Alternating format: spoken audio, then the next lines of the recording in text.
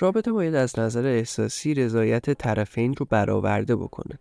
رابطه عاطفی مثبت باید شما رو خوشحال‌تر کنه و باعث بشه حالتون بهتر بشه. با این حال اگر رابطه‌ای باعث ناراحتی شما شد، ممکنه شما درگیر یه رابطه سمی شده باشید. توی این ویدیو 5 تا نشونه مهم رابطه سمی رو بهتون میگیم. 1. عدم اعتماد. یکی از علائم هشدار دهنده رابطه سمی عدم اعتماده. توی این روابط هر حرکت شما زیر سوال میره و نظرات شما اصلا اهمیتی نداره. چنین مواردی از عدم اعتماد متقابل ناشی میشه.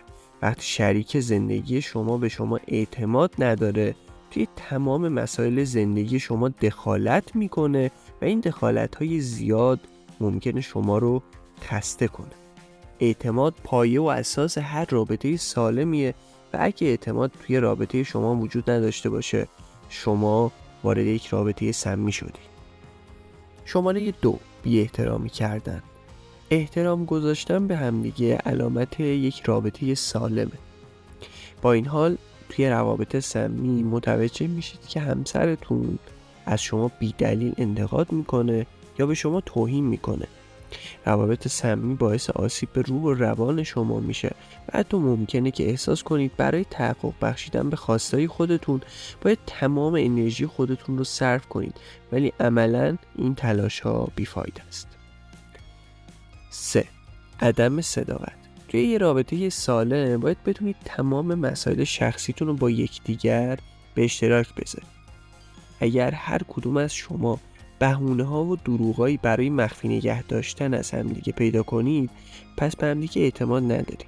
این وضعیت نشون دهنده رابطه سمیه. 4. غم و اندوه همیشگی.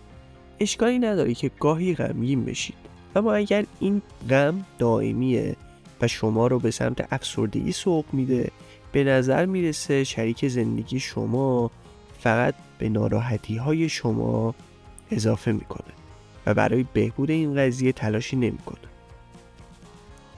5. قطع روابط با دوستان و خانواده خود.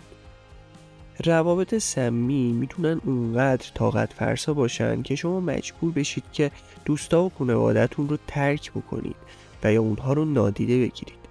اگه برای جلوگیری از درگیری با همسرتون روابط خودتون رو با دوستاتون و خانواده‌تون متوقف کردید، این نشونه یه رابطه سمی.